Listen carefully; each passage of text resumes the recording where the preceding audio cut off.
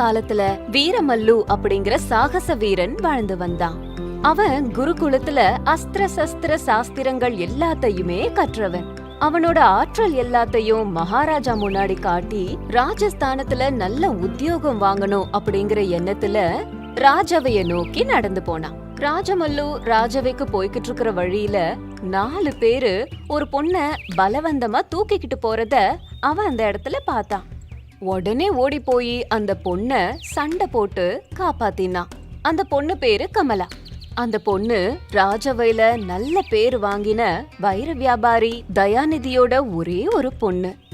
வீட்டுக்கு போனதும் அந்த பொண்ணு வீரமல்லுவ பத்தி ரொம்ப உயர்வா சொன்னான். அத கேட்டதும் தயாநிதி ரொம்ப சந்தோஷப்பட்டு, தம்பி, உன்ன மாதிரி தைரியசாலிகள் ரொம்ப குறைவு. உன் தைரியத்தை பார்த்து நான் பாராட்டுறேன்பா. என் பொண்ண திருடங்க கிட்ட இருந்து காப்பாத்துனதுக்கு உங்களுக்கு ரொம்ப ரொம்ப நன்றி. உனக்கு என்ன வேணும்னாலும் கேளு, இப்பவே தரேன். ஐயா, நீங்க கேட்டதுக்கு ரொம்ப நன்றி. நான் இதுக்காக ஒண்ணும் உங்க பொண்ணை காப்பாத்தல. கஷ்டத்துல இருக்கிறவங்களை காப்பாத்துறது தான் தர்மம். ரொம்ப சந்தோஷம் தம்பி. உங்களுக்கு ஏதாவது உதவி வேணும்னா தயங்காம என்ன கேளுங்க. ஐயா, மகாராஜா முன்னாடி என்னோட வீர தீரத்தை காட்டுறதுக்காக போய்கிட்டு இருக்கேன். உங்களால முடிஞ்சா அந்த விஷயத்துல எனக்கு உதவுங்க. வேற எதுவும் வேணாம். இப்படி 2 பேரும் இங்க பேசிக்கிட்டு இருக்கும்போது கமலா அப்பாவை வீட்டுக்குள்ள வரும்படி கூப்பிட்டா. அவரை எனக்கு ரொம்ப ரொம்ப பிடிச்சிருக்குது அப்பா. அவரை நான் மனப்பூர்வமா காதலிக்கிறேன். எங்க 2 பேருக்கும் திருமணம் செஞ்சு வைப்பீங்களா? பொண்ணு சொன்ன விஷயத்த வீரமல்லு கிட்ட சொன்னாரு தயாநிதி. ஐயா, உங்க பொண்ண மணந்துக்கிறதுல எனக்கு எந்த ஒரு ஆட்சேபனையும் இல்ல. ஆனா ராஜாவை ஒரு முறை பார்த்துட்டு வந்ததுக்கு அப்புறம் எல்லாம் பண்ணலாம். தயவு செஞ்சு எனக்கு கொஞ்சம் அவகாசம் கொடுங்க. அதுக்கப்புறம் உங்க பொண்ணை நான் திருமணம் பண்ணிக்கிறேன். தயாநிதி அதுக்கு சரின்னு சொல்லி வீரமல்லுவ மகாராஜா கிட்ட அழைச்சிட்டு போனாரு. அங்க அவன் கேட்டபடி ராஜாவ சந்திக்க வச்சாரு. மகாராஜா வீரமல்லு கிட்ட, நடந்த எல்லாவற்றையும் கேட்டேன். தயாநிதி பொண்ண கல்யாணம் பண்ணிக்கிட்டு நீ சந்தோஷமா வாழலாமே. என்னோட தரிசனம் அவ்வளவு முக்கியமா உனக்கு? மகாராஜா, என்னோட வீர தீரத்தை உங்க முன்னாடி நிகழ்த்தி காட்டணுங்கிறதுக்காக தான் இங்க வந்தேன். ஆனா என்ன மாதிரி சாதாரண மாணவர்கள் உங்களை பார்க்க முடியாதே. அதுக்கு தான் தயாநிதியோட உதவிய கேட்டேன். உன் வீரத்தை உடனடியாக பார்க்க வேண்டும் என்ற ஆவலாக உள்ளேன் அப்படின்னு அதுக்கு தேவையான ஏற்பாடுகளை செஞ்சாரு ராஜா. கத்தி சண்டையிலயும் மல்யுத்தத்திலயும் வீரமல்லுவ வெல்வதற்கு அந்த இடத்துல யாருமே இல்ல. அப்போ தயாநிதி வீரத்தோட நின்னுக்கிட்டு இருந்த வீரமல்லு கிட்ட போய், நீ சொன்னபடியே ராஜாவை சந்திச்சாச்சு. அவர் முன்னாடி உன் வீரத்தையும் நீ காமிச்சாச்சு. இப்ப என்னோட பொண்ண திருமணம் பண்ணிக்கிறதுல உனக்கு ஆட்சேபனை இல்ல இல்லையா? அப்போ மகாராஜா வீரமல்லு கிட்ட, ஆனா இந்த வீர தீரத்தை இன்னைக்கு இல்லனா நாளைக்கு கூட என்கிட்ட நீ காமிச்சிருக்கலாம். அதுக்காக கல்யாணத்துக்கு முன்னாடி ஏன் இப்படி பண்ண? மகாராஜா, தயாநிதி ஒரு வியாபாரி.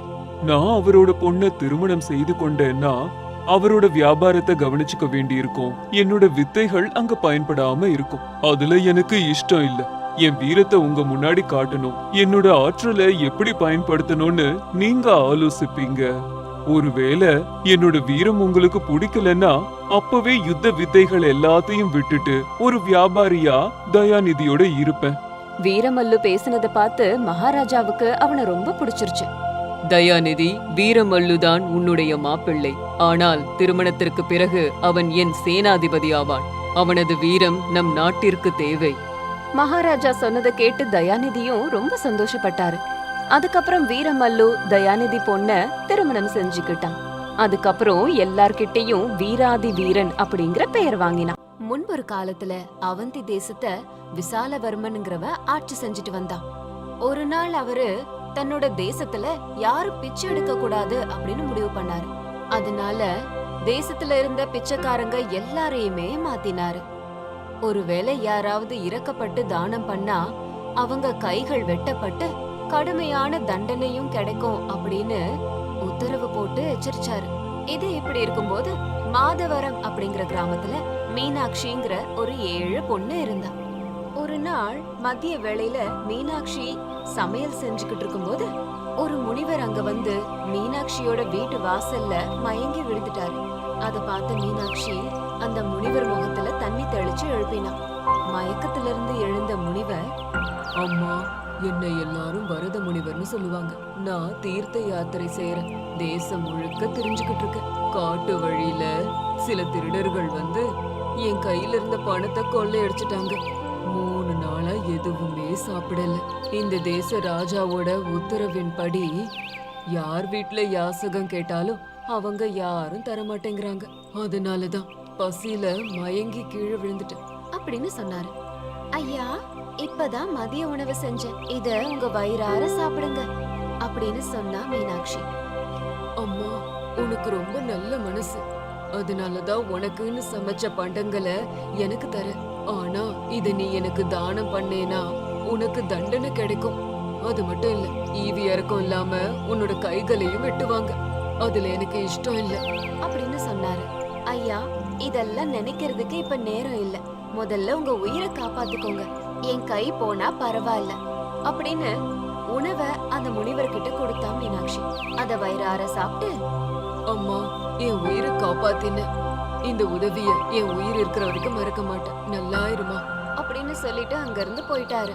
3 ரொட்டிகளை முனிவருக்கு தானமா கொடுத்தத பார்த்த காவலாளிகள் மீனாட்சிய பிடிச்சு சபையில நிப்பாட்டினாங்க. மீனாட்சியோ பசியோட வந்த முனிவருக்கு தான் தான் உணவு கொடுத்தேன் அப்படிங்கிற விஷயத்த ஒத்துக்கிட்டான். உடனே மகாராஜா உண்மைய ஒத்துக்கிட்ட மீனாட்சியோட கைகளை நறுக்கும்படி சொன்னாரு. மீனாட்சிய பார்த்ததுக்கு அப்புறம் மகாராஜாவோட மனசுல ஏதோ குழப்பம் இருந்தது. அவளோட அழக அவரால மறக்கவே முடியல. அந்த பொண்ணை பத்தி யார்கிட்டயாவது கேட்டா அவங்க, அந்த பொண்ணு ரொம்ப நல்ல பொண்ணு, இறக்க மனசுக்காரி அப்படின்னு நல்ல விதமா சொன்னாங்க. அதனால அந்த இடத்துலயே விசாலவர்மன் மீனாட்சிய திருமணம் பண்ணிக்கிட்டாரு. திடீர்னு மீனாட்சிய ராஜா கல்யாணம் பண்ணது ராஜாவோட முதல் மனைவி இந்துமதிக்கு சுத்தமா பிடிக்கல. நாளுக்கு நாள் மகாராஜா மீனாட்சி கிட்ட நெருங்குறது இந்துமதியால சகிச்சுக்கவே முடியல. என்ன ஆனாலும் சரி, எப்படியாவது அந்த பொண்ண அந்த புறத்தை விட்டு துரத்தணும்னு நினைச்சான். அதுக்கு சரியான நேரத்துக்கு காத்துட்டு இருந்தா. கொஞ்ச நாள்லயே மீனாட்சிக்கு ஒரு மகன் பிறந்தான். ஒரு நாள் மகாராஜா பக்கத்து தேச நாட்டு ராஜாவை பார்க்க கிளம்பி போனாரு. இதுதான் மீனாட்சிய ஒழிச்சு கட்ட சரியான நேரம்னு நினைச்ச இந்துமதி ஒரு திட்டத்தை தீட்டினா. தன்னோட ஆதரவாளர்கள் எல்லாரையும் கூப்பிட்டு, இந்த மீனாட்சி ஒரு சூனியக்காரி, மகாராஜாவை மயக்கிட்டா. இல்லன்னா ஒரு குற்றவாளியா இருந்து மகாராஜாவே எப்படி கல்யாணம் பண்ணிருப்பா? விந்தையா இல்ல அப்படின்னு வாய்க்கு வந்தபடி பேசினா. இந்துமதியோட பேச்ச நம்பின ராஜமாதா மீனாட்சிய இந்த நாட்டை விட்டே துரத்த உத்தரவிட்டாங்க. காவலாளிகள் சின்ன குழந்தையோட மீனாட்சிய தூரமா கொண்டு போய் விட்டுட்டாங்க. எதுவும் செய்ய முடியாம நின்னுட்டு இருந்த மீனாட்சி ஒரு குளத்துக்கு பக்கத்துல உட்கார்ந்து அழுதுகிட்டு இருந்தா. கொஞ்ச நேரத்துக்கெல்லாம் குழந்தை பசியில அழ ஆரம்பிச்சிடுச்சு. மீனாட்சிக்கு என்ன செய்யறதுனே தெரியல. குறைஞ்சது தண்ணியாவது குடிக்கலான்னு சொல்லி குழந்தையோட தண்ணீர்ல இறங்கி தண்ணி குடிக்கலான்னு போகும்போது குழந்தைய தண்ணில போட்டுட்டா. இந்த வருத்தமும் தாங்க முடியாத மீனாட்சிக்கு இதயமே வெடிச்சிரும் போல இருந்தது. இந்த நேரத்துல அங்க அந்த முனிவர் வந்தாரு. அம்மா, எதுக்காக இப்படி அழுதுகிட்டு இருக்க? என்னாச்சு அப்படின்னு கேட்டாரு. ஐயா, என் குழந்தை தண்ணில போயிட்டான் அப்படின்னு அழுதுகிட்டே சொன்னா மீனாட்சி. அம்மா, அன்னைக்கு நீ எனக்கு உணவு கொடுத்து என் உயிரை நீ காப்பாத்தின. அதுக்கு பிரதிபலனா உனக்கு உதவி செய்யற நேரம் வந்திருக்கு. நான் பல வருடங்களா கடுமையான தவம் இருந்து சில சக்திகளை அடைஞ்சிருக்கேன். அத நான் இப்ப பயன்படுத்த போறேன் அப்படின்னு சொன்னாரு. சுவாமி, உங்களோட சக்திகள் எல்லாத்தையும் மக்களை காப்பாத்த பயன்படுத்துங்க அப்படின்னு சொன்னா. இவ்ளோ கஷ்டமான நேரத்துல கூட தனக்காக சக்தியை பயன்படுத்துங்கன்னு கேட்காத மீனாட்சிய பார்த்து பெருமைப்பட்டாரு. அம்மா, இந்த உலகத்துல உன்ன மாதிரி மனிதர்கள் ரொம்ப குறைவா இருக்காங்க. அன்னைக்கு நீ எனக்கு 3 ரொட்டிகளை கொடுத்த, அதனால நான் உனக்கு 3 வரங்களை தரேன் அப்படின்னு சொன்னாரு சாது. ஐயா, முதல்ல என் குழந்தைய காப்பாத்துங்க அப்படின்னு கேட்டா. உடனே முனிவர் ஏதோ மந்திரங்களை போட்டாரு. உடனே தண்ணிக்குள்ள இருந்த குழந்தை மீனாட்சியோட கைகளை வந்து சேர்ந்தது. குழந்தை கைய வந்து சேர்ந்ததும் மீனாட்சி சந்தோஷப்பட்டா. இன்னும் 2 வரங்கள் இருக்கு, கேளு அப்படின்னு சொன்னாரு சாது. சுவாமி, இனிமே எனக்கு எதுவுமே வேண்டாம். உங்களோட உதவியை நான் இந்த ஜென்மத்துல மறக்க மாட்டேன் அப்படின்னு சொன்னா மீனாட்சி. சுவாமி அதோட விடாம மீனாட்சியோட வெட்டப்பட்ட கைய திரும்பவும் வரவழைச்சாரு. அந்த நேரத்துல பக்கத்து ஊருக்கு போயிருந்த மகாராஜா திரும்பவும் வந்தாரு. மீனாட்சியும் குழந்தையும் அங்க இருந்ததை பார்த்து ஆச்சரியப்பட்டாரு. நடந்த எல்லாத்தையும் தெரிஞ்சுக்கிட்டாரு. இப்படிப்பட்ட குற்றத்தை இழைத்த இந்துமதிக்கு கடுமையான தண்டனை கொடுத்தாரு. அதுக்கப்புறமா மீனாட்சியையும் குழந்தையையும் மகாராஜா சந்தோஷமா பாத்துக்கிட்டாரு.